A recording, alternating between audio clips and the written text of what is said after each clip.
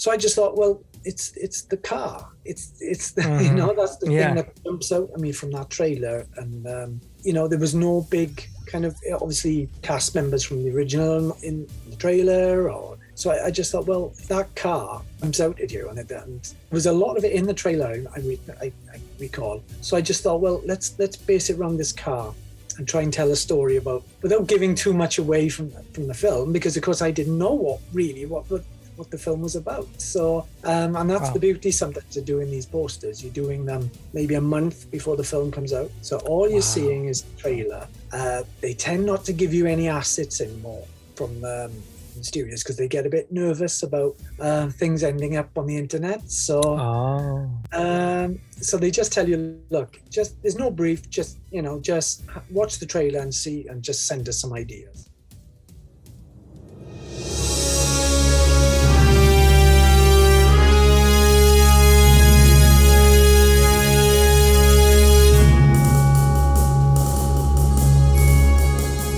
Welcome to your local Cineplex with your friendly neighborhood hosts, Renee Gomez and Zach Dennis. Welcome back to your local Cineplex. Before we start, I wanted to say now we have video podcasts available on Spotify. Before you had to go to YouTube, and now you have the other option of watching these videos on Spotify. So that's exciting. And today it's just me, Zach. Renee can't be with us today. He's off fighting aliens in a different galaxy. But today we have a special guest who was our featured artist on Ghostbusters Afterlife episode. Welcome, Rich Davies. Is that how you pronounce your last name? Am I saying it right? That's right. Okay. Yeah, okay, good. Yeah. Well, it's so nice to have you on the show. Well, thanks for having me. Yeah, looking forward to it. It's when I came across your Ghostbusters Afterlife poster, I was like, this is so good. So how did you, obviously you've been doing this for a while. So how was it shocking to have Sony, I'm assuming it would be Sony, knocking on your door going, hey, we want to do this special project? Yeah, you always get a buzz out of it, really, working on, such a big movie as that. What happened was I'm actually part of an artist collective, or it's actually an agency now called the Poster Posse. Oh, yes. So I've been a member of the Posse for maybe 7 or 8 years now. So the job actually came through the Poster Posse, and I'll just explain briefly what the Poster Posse is to everyone. It's basically a collective of artists from all over the world with all with different styles. It's basically headed by 2 people, husband and wife team, Don and Rebecca Thompson. And like I said, I've been with them maybe 7 or 8 years, and basically they have ties and connections with studios like Sony or 20th Century Fox or Disney, and basically the studios approach them and asking for a take on their film. Really, if they've got a film coming out, they basically consult Don and Rebecca and say which artist do you think would suit this film. Sometimes if you're lucky, you get a call and say, would you be interested working on this? It could be anything, really. So it was just my good luck. It was Ghostbusters Afterlife. So, and I jumped at the chance. And, oh, yeah.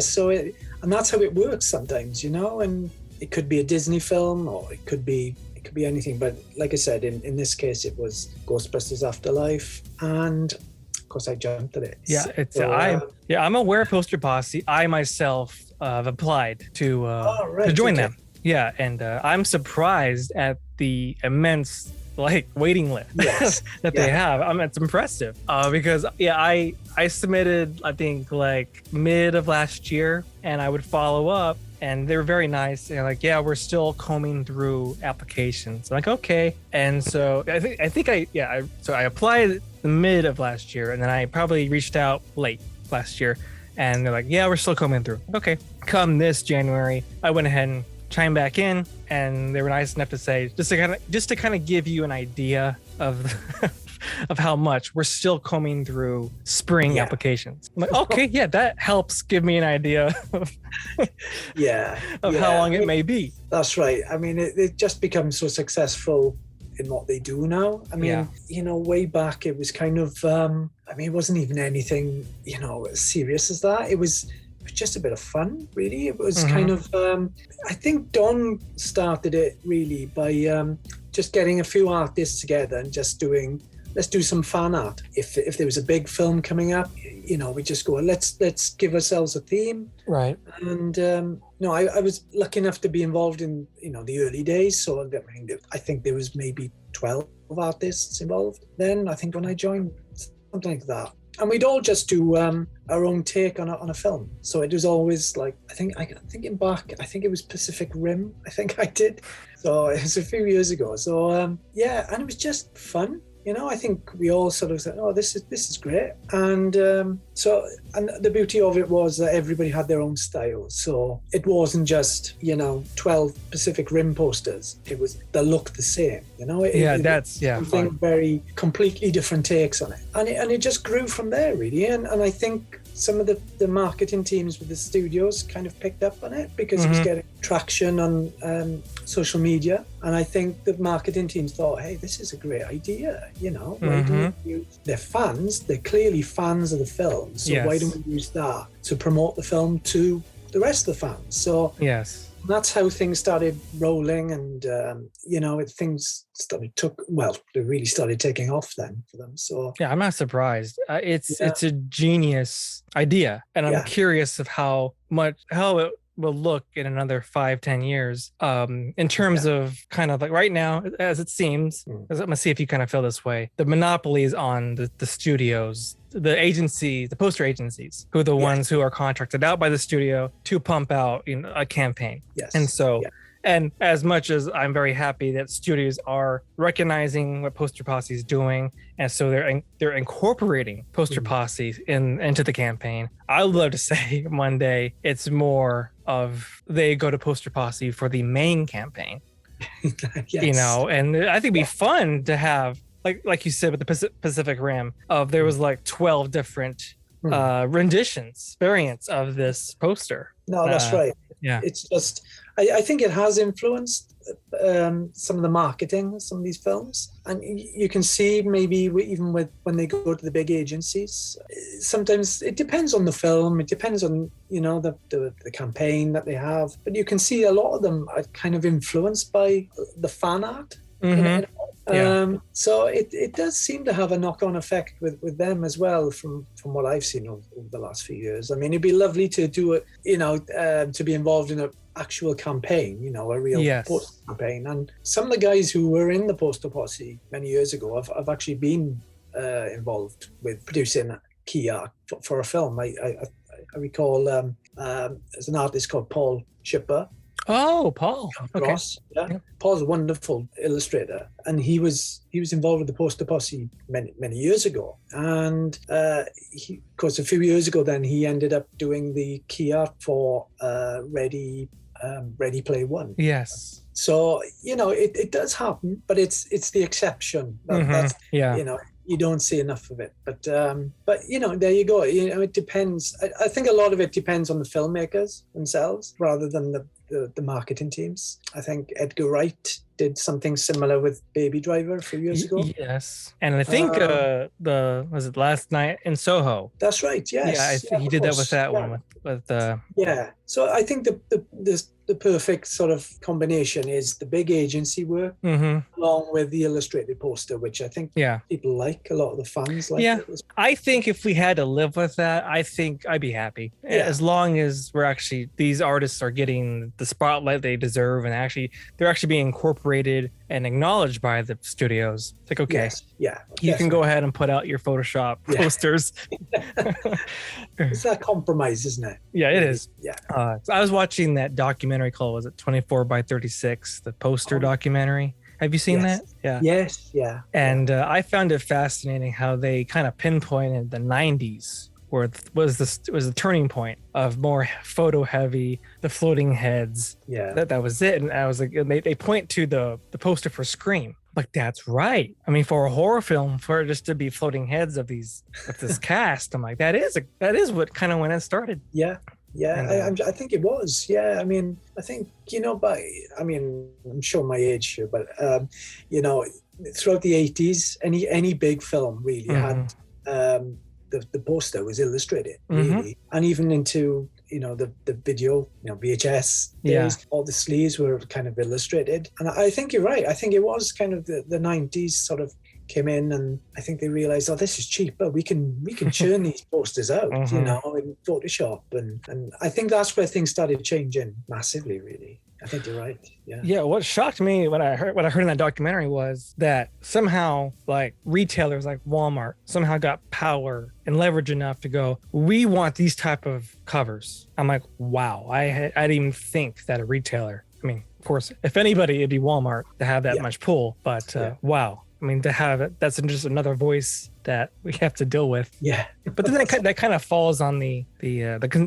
customer. Like, then quit buying that movie that has terrible Photoshop art. Now Walmart can't have a say. Because what were your thoughts on the Doom poster? Because we looked at that a couple episodes back and we kind of ripped it apart a bit. Yeah. What were your thoughts on that? I guess I know what they're trying to do. Obviously, it's right.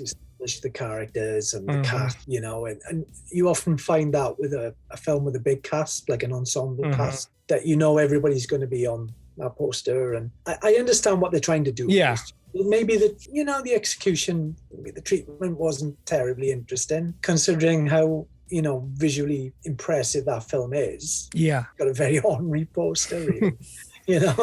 But I mean, that's I understand what they're trying to do. The marketing team and trying to promote this huge film. I kind of preferred some of the other, maybe I don't know.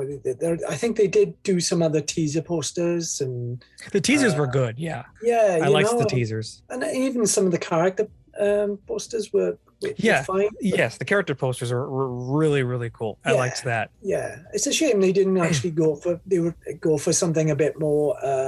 I don't know. I think I like the more sort of minimal poster. The desert and the sun, and maybe gone something like that, or rather than the predictable kind of character. We've got 20 characters on a poster, and that was kind of disappointing. Again, I think it was a missed opportunity to do something really nice. But especially when I think it was the Japanese poster that was done much better. I was like, why did they get this one?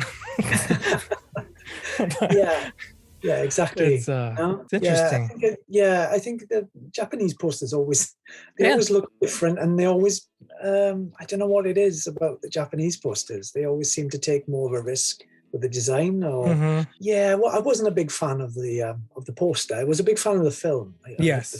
Big fan of the film here. I just thought it was fantastic. But I know. I'm right there with you. I get why they were doing it. I like how Renee put it, was like, hey, go see this film with your favorite actors in it. You see, that's exactly what it is. Exactly. Which I get it, but at the same time, it's like, it kind of shows the studios how much they believe in the story the director is telling. Yes. It's like, you can't tell me you really believe in him when you're not going to just rely on the story to sell tickets, but you're going to plaster. Yes, it's a very amazing, beautiful cast, talented cast, but it could have been done a little bit more artistic. I think so. But how often do you see that? You don't see it enough. Yeah, it's sad. Yeah, it's I think like Paul Shipper. Didn't he do the key art for Rise of Skywalker? Yes, I think he did. Yeah. I think he was definitely involved with one of the posters for it. Yeah. I mean, Paul's been involved with a lot of big movies. He has the last few years. So yes, I think he was. Yeah. So that's an example of like, why couldn't it have been something like that? I mean, I think that's proof in itself that it can work. You can also have, yes, you can have your floating heads, and which is fine, and that in itself can still be a pretty good poster. Yes, it can. Even if it's just floating heads, So, or you can do it the illustrated way with Paul. Like I said, maybe combining the two, I think is a compromise, and it's also nice to see as well. But I agree. 100%. I'm more willing to like a floating head poster if it looks illustrated. Yes. Yeah, it just, there's something about it. I don't know. There's a quality to it that you can't.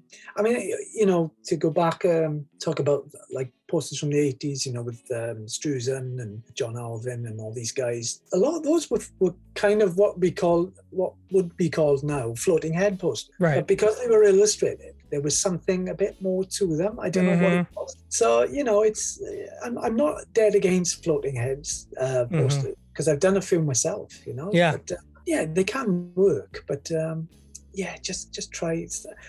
It'd be nice if some of the marketing teams just tried something a little different sometimes. But yeah, I think it's because even the posters I've done, you could consider them floating head posters. Yeah. But I guess it's just, for me, it's like I like a nice mix of, okay, you have some floating heads, but also maybe have a little bit of vignettes going on, little scenes mixed in there. Yeah, so you're setting the tone, you're telling the story almost with the poster. I think that's what some of these older posters used to do very well. Is this guy's in, this actor's in it, but he's doing this, and this happens in it, and then this happens. So you're kind of telling the story, kind of in a tasteful way as well. Not giving away everything. So I guess it was doing the job of the trailer in a way.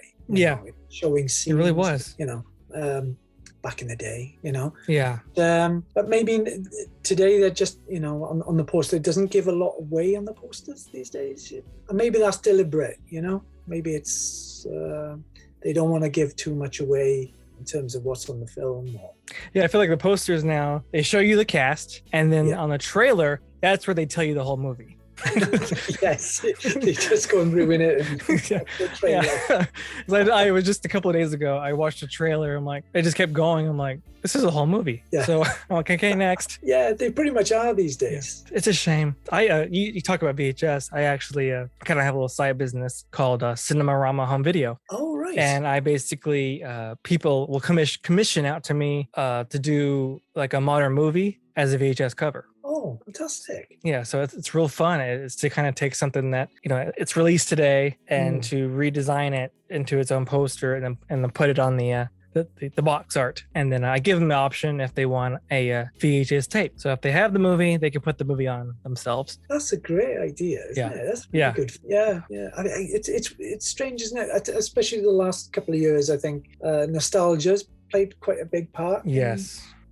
Things coming back, or people wanting to kind of return, with like vinyl and VHS. Yes. They're bringing back a lot of these films from the 80s as well, these kind of franchises. And so, I think it's fascinating, they're bringing all these things back. And but I just love that idea of just, making VHS covers of films. That's a lovely idea. Yeah. It's Stranger Things is what kind of like ignited the idea in my head.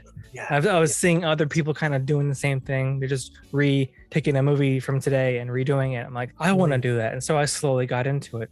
So it's a fun little side project I do aside from the posters. Right. But it's I actually was pretty cool how it kind of landed me with for this one gig, the screenwriter for this Netflix horror movie. It was called There's Someone Inside Your House. Oh, yes. And he reached out to me. He's like, hey, I'd love to buy a couple of your VHSs here's the art, if you can make VHSs, because he wants to give them out as presents to the director and the producer.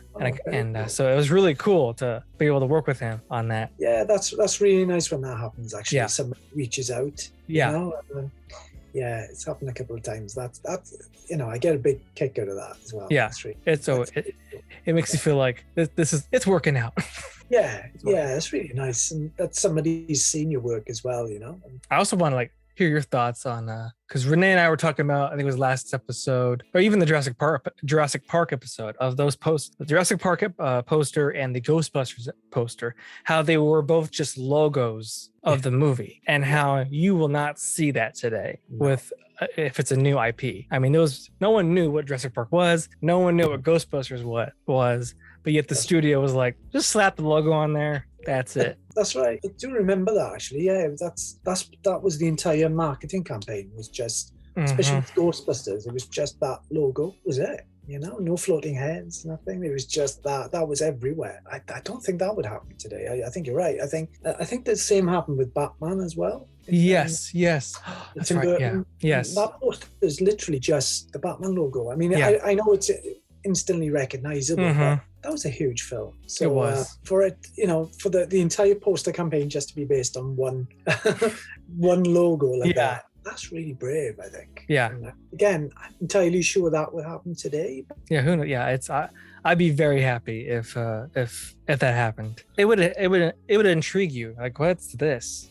Yeah, absolutely. Yeah. And it just get you more excited because it's not giving anything away, really. Yeah. And it's it's kind of teasing you a little bit, isn't it? Yeah. So I suppose it'd be used as a teaser poster maybe Right. today, but not as the main poster. Yeah, because in Jurassic Park, it literally was just the logo.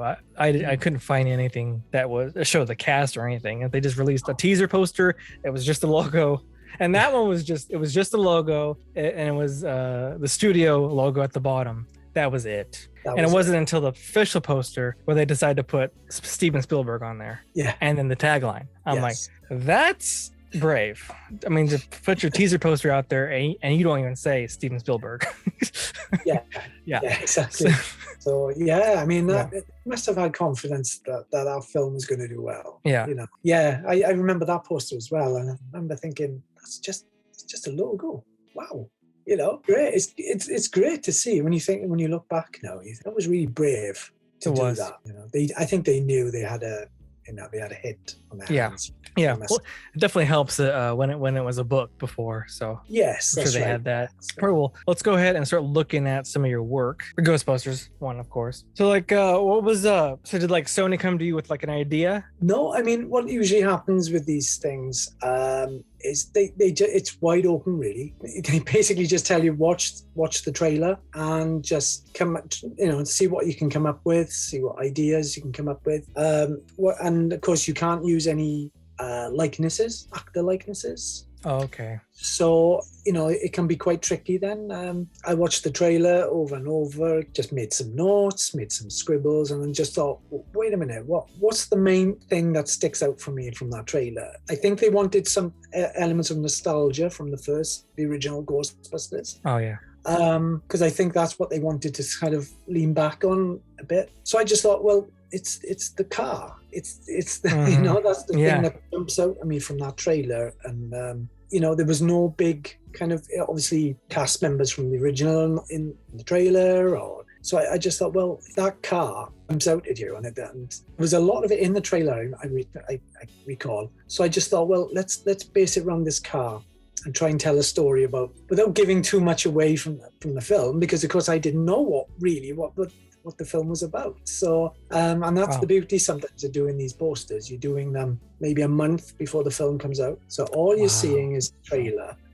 They tend not to give you any assets anymore from the studios because they get a bit nervous about things ending up on the internet. So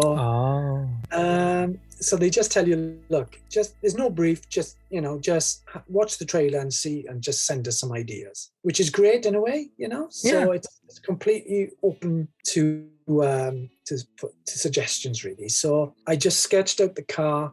I managed to find, I think I saw a video of, I think it was Adam Savage, maybe on YouTube. And he was talking about the car, and there were lots of really good reference pictures of the car. So I thought, right, I'll just start sketching it out. And I sent them a few ideas, and they came back and said, yeah, we like the car idea. So we can't just have the car, it just it's static. So so I messed around with the played around with the perspective, right. Exaggerated the perspective a bit, and just added all these kind of lights and these glows and things that are kind of reminiscent of the original Ghostbusters, the visual effects, and all the glows and the blobs and all the kind of over the top color and things like that. So, and I just went a bit crazy on it, really. And and I remember there was a few things from the trailer, like the farmhouse and things like that. So they're very subtle in the background, really. Yeah. So I there's the setting, but it was more about kind of creating the sense of fun and kind of a nod to the original Ghostbusters as well, with the visual effects and colors and things. So, and they seem to really like it when I sent them the finished one. I have to send you have to send them like a work in progress, Right. just to show that you're on the right kind of track, So, and I hate sending half finished pieces anywhere because they just go, well, it's not finished. Yeah. No. Yeah, we're not liking it because it's not finished. Yeah. So I just hate that situation, but yeah, they loved it in the end, and they used it in the actual premiere as well, the world premiere of the film. So I was thrilled, when I saw that. So yeah, it was a lot of fun, and it was done very, very quickly, a couple of weeks really, which tends to be the case with these kind of marketing projects. The film's coming out in a month, you've got about 2 weeks to do it. We can't really tell you what the film's about, so just watch the trailer. So so it's like, oh, right, okay. So it's literally, you just got to put a few sketches together in a few days and hope they like one of them. So unfortunately for me, they did like one of them. So yeah, and that was a lot of fun to do. Once they approved the design, then you could just jump on it, and it's just a lot of fun to do. It's just when I think back when I was a kid, I'd be working on a Ghostbusters poster. Yeah. I wouldn't have believed it really. So it's kind of, a lot of it is reliving my childhood as well. So that was a lot of fun to do. I loved what you came up with here. I loved it looks like you used a bit of like an airbrushing type of brush for the ghost. That's right. It's very soft. Very soft brush in Photoshop, and you can create those kind of effects very easily. So but yeah, that's the kind of thing I try to get across anyway. So like I said, fortunately they liked it. Yeah, it's just obviously all it really is the car. But I try to make it a bit more dynamic looking, as if it's kind of speeding through on this road. And again, you don't have a lot to play with really, so it kind of forces you to be a bit more creative. And I think if they'd given you a lots and lots of assets of cast members, and you would have ended up making it very complicated. I think probably overthinking it like I normally do. But when you have nothing to go on, you just think, let's just do this, and it forces you to keep things very simple. Just go back to, well, what is this about? What's this poster? Right. Hopefully, it gives you a sense of, oh wow, this film looks a lot of fun, and right. So that's what I try to do then, and hopefully, it does the job. So of course, you can do it quite quickly as well then, because you don't have a lot to go on. So it makes perfect sense. You think about it. I mean, that probably, the Ecto 1 probably was the most exciting thing for fans to see come back. So for your poster to be pretty much, here comes the Ecto 1 speeding down a road with all the very familiar visuals of the ghosts and all that, that's just exciting. And I think it was a perfect treatment for that. Yeah, I think the Sony seemed to like it as well. I think that's the kind of thing they were after. So, and sometimes you hit the nail on the head first time, and then there are other times where it just doesn't come off. So nobody sees those posters then. So when it comes off, it's great, and everybody's happy. So cool. Well, then let's move to Halloween. Yeah. The reason I picked this one out is because I did something pretty similar for my VHS Halloween, which was mine. I had my Michael Myers mask on, and I'm kind of peering out from the door with the knife. But I feel like you took my idea and you made the composition a lot more stronger. I'm like, I haven't seen that one. I mean, again, I love Halloween. It's one of my favorite films. So this was for an official show, an official licensed show. I thought, right, let's try and do something that or maybe a perspective on it that you haven't seen before. So I just thought about the door opening. I think there's a I think what got me, I think there was a trailer for the Halloween that came out a few years ago. Right.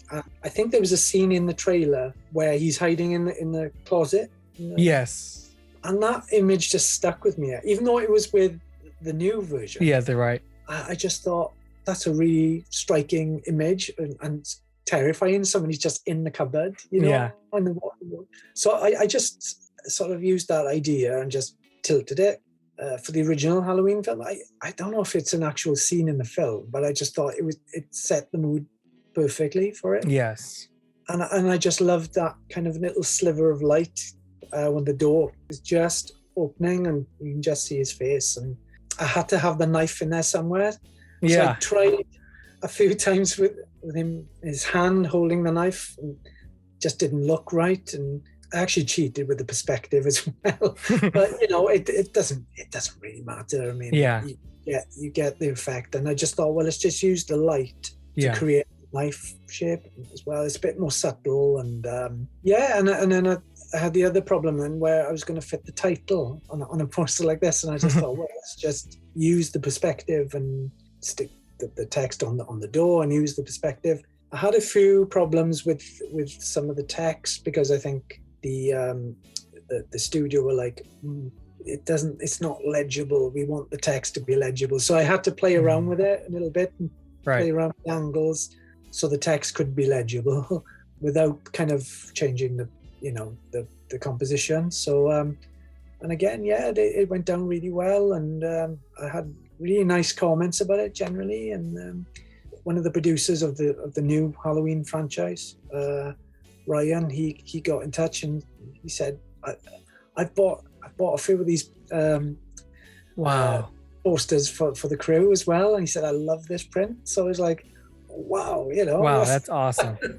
That's again, little things like that you get a huge kick from. So I did it for a show that for a gallery called Hero Complex Gallery in Los Angeles, and they were doing an official Halloween show, and that's what this was for. And it went down really well, and I still get a lot of requests for it even now. So but I love, again, I think if it's a property you love as well, like Ghostbusters for me, or Star Wars, Halloween, I don't know what it is, but I always try and do the best I can for this one, especially for Halloween. It's one of my favorite films. So I definitely see the love in it. And sometimes it comes across on the final poster. So but again, it's just a lot of fun to do as well. So I enjoyed that one. I really enjoyed working on that one. Did you shoot a photo for a reference, or did you just draw from your mind? The door, yes. I used I found a really good stock image as a reference, and then you exaggerate the reference. So what I wanted was maybe a door that's just opening, and then you tilt it, and then you sort of stretch it, or you just play on the perspective a bit, like something like I did with the Ghostbusters car, and you just, it's not technically correct, for the poster, and to make it more dramatic, it works. Nobody questions it. It's almost, it may not be technically correct, but it's optically correct. That's right. Yeah. A way of saying it. When if you study it and you go, well, his head, he must be, either the knob of the the handle of the door must be very high, or he's very short. So, but it's a very short Michael Myers. Yeah. But something like that doesn't matter, because it's kind of artistic license, whatever you call it, and it's and it's horror, and it's like you said, it's exaggeration. That's right, and it's you're kind of exaggerating everything. Everything's sort of hyper real, and you can get away with things. So and that's proof that you can sometimes. If you study it too long, you go, that's not correct, is it? But I who cares? It doesn't bother me one bit. I've done that a few times. So. And I always wonder, will people work this out? I wonder, and there's always one. So. that would bug me. Like, people are gonna know, or people are gonna find out. Yeah. But yeah, I mean, people do. I mean, there's always somebody who goes. There's always someone who has way too much time on their hands. Yeah, and it's kind of, well, good on you to actually make that effort to find it. Yeah, that's happened to me a couple of times. I've had people have just like comment, you did this wrong. I'm like, thanks. Yeah. I just go delete their comment. Yeah, that's one of the dangers of doing something for a well-known kind of franchise or a well-known property. It's like there's always somebody out there who knows way more than I do. And I always think, have I done this right? Have I done this correctly? Yeah, it's fun because I'm a big fan of the movie of It. The 2017. And so I was just producing a bunch of art posters for it, just as a fan, and I posted them on the on the Reddit for the movie, and on social media, and somehow it just got shared around enough to I would see it popping up, people saying, check out these official Comic-Con posters for the movie. I'm like, oh cool, people think my work is real. So I'm not going to correct them. No, not at all. No. And that's good. Yeah, and I saw someone else was like, oh my gosh, look at this. This is the Blu-ray, special edition Blu-ray cover art. I'm like, that's so cool. So that told me, I'm like, I'm doing it right. I'm doing something right here. Oh yeah, that's a good sign. Yeah. That's nice when that happens. Yeah, it's just getting the studios to recognize. Yeah. I'm here. Yeah, no, that's how I kind of started doing things, really. Just putting things out there, and it's even now it's still the same kind of thing. I know people always say, oh, just put your work out there, and I think the difference now is I think there's a lot more people doing it, doing movie posters.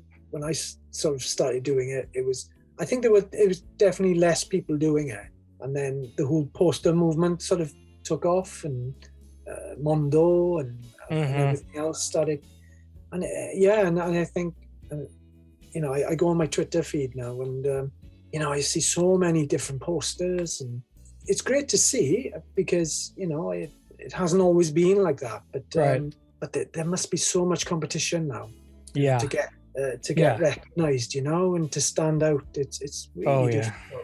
Yeah, I get stressed out at it because I'll ask other fellow illustrators, especially trying to get into Poster Posse, and like, oh yeah, I sent in about 12 or 20 of my work. I'm like, gee whiz, I don't think I have that many posters I'd be proud enough to send in.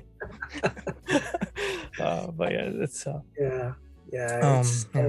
I see that, especially on Instagram. I follow a lot of, I think it's mostly all illustrators I follow, or designers, right? And there's some people there, they churn posters out daily, so I just think, wow, how do these guys do it? And they're all kind of really good quality as well. I'm amazed by it. Just generally the quality of design and illustration now, it's amazing. The level is so high now. Yeah, let me know if you agree with if you feel like this is part of that change is the tools now, like the iPad or the Wacom tablet, this able to work in the digital realm, make changes on the fly, versus the traditional of actually using paint on the canvas. Because there's two artists that I respect, is Paul Mann, and the other artist, I'm blanking on his name, but I follow them on Instagram, and they paint traditionally. I'm like, respect. Respect. Paul Mann's work I'm a big fan of as well. It's just his compositions, he always gets it. The compositions of it, they look very simple, but there's a lot of work gone into the composition work, right? And then to paint it as well, yes, it's like, whoa, and the likenesses are always spot on as well, and that's fantastic, to see, and I'm a big fan as well. Yeah, I'm very thankful that he shares his process work. I mean, it's very generous of him for someone like me who's really trying to dig up those technical skills that I learned in college. And you know, 'cause for me, I learned that, and then I went kind of more graphic design route, and so that was kind of spanked out of my hand a bit in college. And so it's been a process of like retraining that hand. Like, okay, I remember how to do this. Seeing his process work helps me kind of like light bulb goes off in my head. Okay, I remember.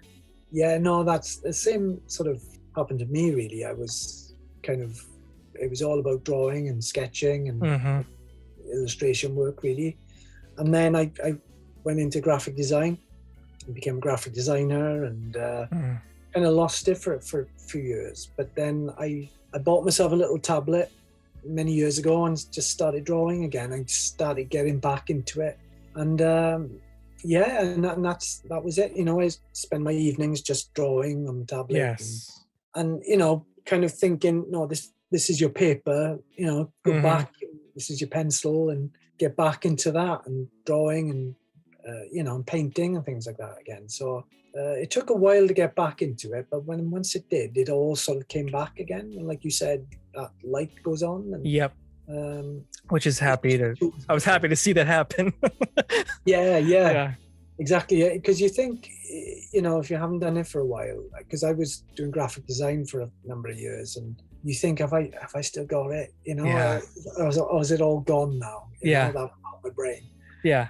And it's amazing when it does come back, you know? It does. I was like, wow, it is kind of like muscle memory. Because I had a Wacom tablet for a good number of years. I used it, not as much as I would want to. But for me, it was just that even though I got good at it, it was just something about that disconnect of looking at the screen and then having my hand down here. Because I never had the one where it was on the screen. And so I finally got around to buying an iPad. And that was a game changer, because I was like, okay, I can be away from my desk, on the couch, watching TV and working on this, or sketching, or just doodling. Yeah, I think it changed a lot the way, I think it kind of changed the industry almost, particularly for illustrators, you know. It meant you could do things, like you said, and change very quickly and change things very quickly. And because the trouble is with that the clients know you can change things very quickly as well, so the deadline's got so you know, but yeah, I think the iPad changed everything really. Do you use Procreate or Photoshop? Photoshop.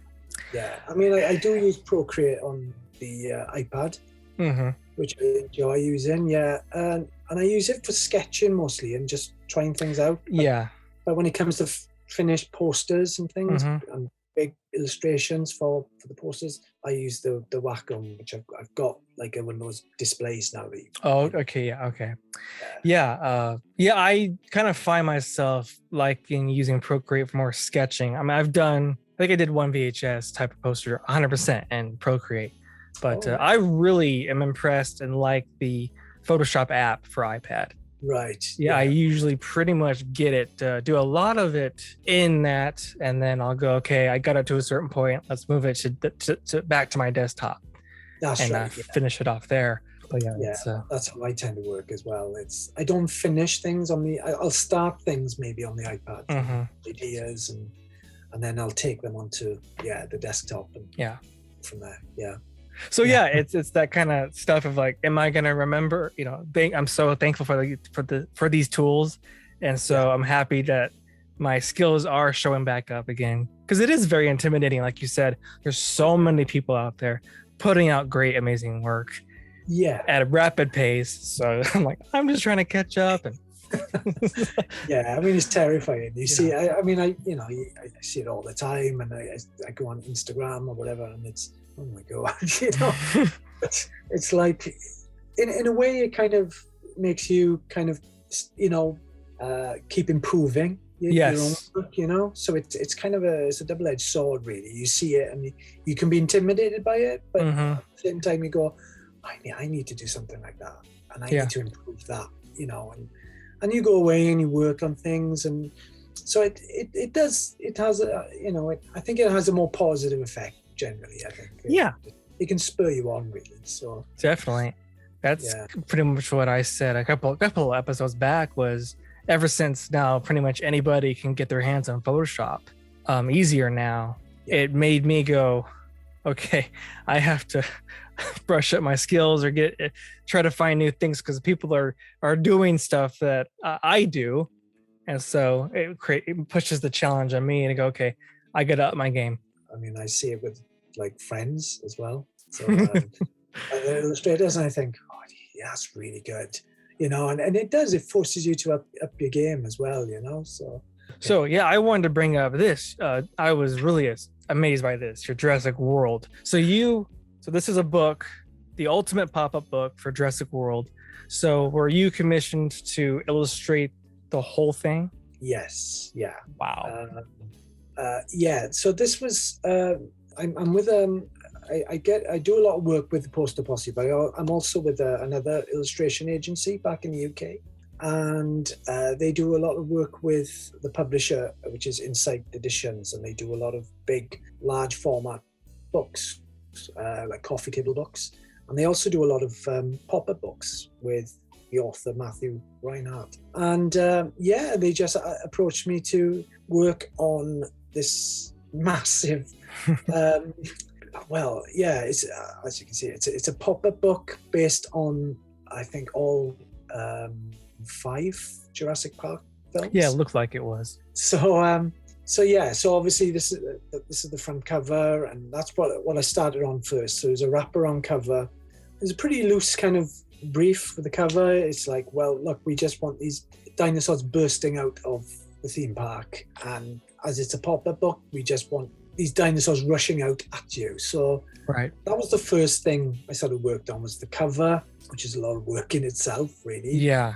Lots of trees and leaves and foliage. The dinosaurs were great fun to do. I love drawing and painting dinosaurs. They're great, wonderful thing. So and then the way this works is Matthew, the author, is a genius when it comes to creating like paper engineering, so pop-up. Right. So he will design every inch of this book. So every little pop-up, everything that moves, everything that folds. So he would design it all in paper first, and then he would show me a video of how it all works and what bits come out. And then he would basically take everything, all the different parts, and put them on a sheet and go, I want you to illustrate all these different bits. And then he will stick them together. And when the book is published, you can see where all the little bits come together and everything. It was straightforward for me in the sense that he just sent me all the parts, all the components. So getting too technical, basically I had a big sheet, and it was, some of them had to be like a dinosaur's back leg. So that's one bit. Then his tail. Right. And then if he's turning a different way, I need to show the other side of his head. So there's all these different things, which doesn't sound very exciting, but when they're put together on the actual spread, you think, oh my God, I can see it all coming together now. So you have to draw. Everything was on its own separate layers. So every like little tree, you had to draw and paint a palm tree, and sometimes you had to do, say, a dozen of those. So you'd have to do 12 different, palm trees, and then you have the backgrounds, and then so all the different components were kind of drawn flat, different layers in Photoshop. You'd send them back to Matthew, and he would cut them out, put them all together, and that's how you would create this amazing pop-up. And it's difficult to explain, but it's there was a logical way of working, if you know what I mean. And I just trusted him, and it's just like, look, he would just send me all these sort of like sketches and go, look, I need the dinosaur's leg to look like this shape. So I would draw it and then paint it and, put all the detail in and send him. So there's a dinosaur coming straight at you in this spread. So you'd have to put his mouth on a different layer. So I'd have to draw the dinosaur's mouth. So, a lot of it was guesswork because I had no idea what these dinosaurs inside of their mouths looked like. So you kind of have to make it up. And So there's things like that, but it was an amazing project to work on. I mean, I've never done anything like that before. So it was an incredible experience to work on, and it was a lot of hard work because it just took a lot of time to do, and and then sometimes Matthew would go, this bit doesn't quite fit, so can we change this? So, so you'd have to change the perspective of the maybe the dinosaur's head. He's turned a different way now. Right. So you'd have to do things like that, and you had to put actor. We had to get actor approval on all of them. So obviously you had to get people like Jeff Goldblum and Sam Neill and all these guys, and to approve their likeness. So that took the longest. Of course. Part of it. But the dinosaurs were the easy bit. That was the bit that I really enjoyed, and you could go a bit mad on the dinosaurs. Because you didn't have to worry about likeness too much on it, and is that the right color brown for the T-Rex? Who cares? It doesn't matter, Yeah, it's really artistic license at that point. Yeah, so all that stuff was great, but lots of trees and foliage, grass to paint. So it's lots of stuff like that. So lots of time-consuming work. But to go from movie posters to that then is quite the jump. So, but it was great fun to do. And of course, I couldn't tell anyone what I was doing for about 3 months. I said, it's just one book. Do it. Just a book. Yeah, it's just a book. And of course, when it came out, then I could tell people what it was, and they were like, they just like, what is this? So, but yeah, I think out of all the stuff I've done, I think that's one of the things I'm most proud of. Actually, is this project. It's because I knew it was a lot of work as well, and everybody seemed to love it in the end. So, which was great, and I think he did really well too. And with dinosaurs, you can't really go wrong. Can you? Yeah, you can't. Jurassic World, Jurassic Park. So yeah, that was a lot of fun to do. And right at the start, I was quite nervous because I was like, I have no idea if I can do this. Yeah.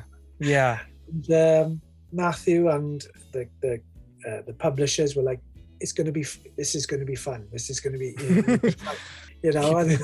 We keep reassuring you it's going to be fun. Yeah, I think they did, because I was like, I'm not sure. Is this my thing? I don't know. So I was really nervous taking it on, but then once you get going on it, once you start into the workflow of it, and it's fine, and then it all comes together. And so by the time you're doing the 5th spread, I think there's 5 big spreads basically the book consists of. So by the time you come to the 5th one, you kind of do it. Yeah, that's fine. Where you are. I think that's very encouraging to know. They're like, this will be fun. This will be fun. They had enough trust in you. Yeah, that you could do it.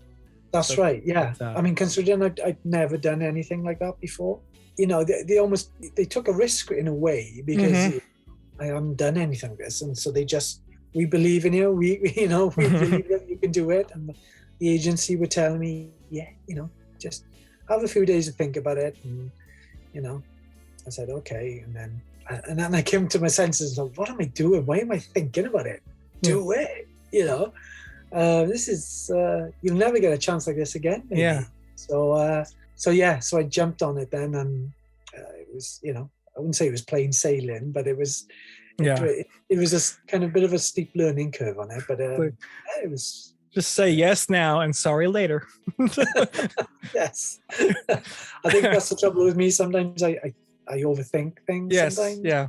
And then I just sit down and go, no, it's okay. It's simple. Things. Yeah. Same. Yeah. I completely agree. I know and I've been doing this thing, this illustration stuff for a number of years now, and I still kind of go, can I do this? I'm not sure. I'm not. Yes, of course you can. Of course you can do it. You still get those moments of doubt, and it's self-doubt. I don't know whether it's like a designer or an illustrator thing, because I do know other illustrators who think the same way. Comes in, like, they start doubting themselves, and you think, no, it's fine, it's okay. Yeah. all right. You know, I think it is. I think it's something maybe creative people get. Yeah, I think, yeah, definitely. You know, whether you're a designer or an illustrator or, whatever it is, you're creating something. I do think you get these moments of doubt and think, have they got the right person for this job? Yeah. Which I is guess crazy.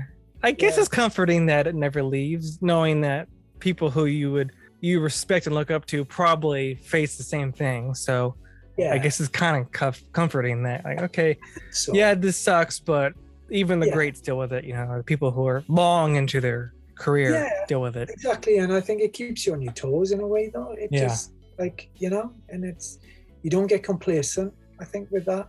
I see that the studio reached out to you. That would have been Sony, right? Yeah, Sony reached out to you to do these really cool comic books for the Logan film. Yeah, I mean, in this case, they had an idea what they wanted. Basically, they saw the Logan, the Logan film that was coming out was basically the culmination of his story. So they kind of wanted to show, like, some of the characters he's encountered over the X-Men series and the other Wolverine films, and so basically, and they wanted it obviously to look like an old comic book. So so you had to introduce some of the I think there's characters from the original X-Men films. I think there's about maybe 3 or 4 films, 5 films even. Yeah, and they how they've all kind of interacted with this character of Logan and how he's changed through all the films as well. So and they just thought it was a cool way of showing it. And again, it heavily relies on kind of likenesses. So after like completely different to the Jurassic Park book, you had to be spot on with the likeness. So and which is lucky, because I enjoy doing faces and portraits, and so the likeness thing, I enjoy trying to get that to look right. So and it just had everything that I enjoy doing. It had faces, portraits, and also I like something like you were talking about earlier, is taking something that's very new but then making it look old. Yes. And, kind of giving it that kind of old tatty kind of old sort of damaged kind of look on the cover, and that's what I enjoy doing as well. I don't know what it is, but and then just making it look like an old Marvel comic or something like that, with a little picture box at the top, and the comics code at the top as well. So it's like I said, in this case they had a particular brief, so you had something to follow in terms of ideas and things. So I think this was obviously when Logan came out, which was a few years ago. So it was what happens then, the marketing team will come to you with an idea. So you haven't got to really do too many sketches or ideas then. It's literally one, because they're telling you, well, we like you to do this, something very specific. So you start off doing a sketch, and you send them the sketch and go, that's fine, or maybe change some of the characters. But so that's a very different sort of way of working with the marketing team. Is they come to you with something very specific, and that's what happened with this. So it seemed to do really well when the film came out as well, and they used it to promote it on social media, and that was a lot of fun to do as well. I've been very, very lucky, because I end up working on projects like this that not only am I a fan of, but it's so much easier when you're a fan when I'm doing a piece of artwork like this. It definitely helps. It doesn't feel like work then, It's just like something, this is something like I would do anyway for myself. So that's, I'm very fortunate in that sense. So well, I don't want to take any more of your time. You've been very generous. It's okay. It's been really fun to see through all your work and all that. I was actually lucky enough. I think I did a Doom poster for a VHS version of Dune. Oh, right. Cool. And I was so happy to see Poster Posse actually liked it and followed me. So I was like, okay, I'm one step closer.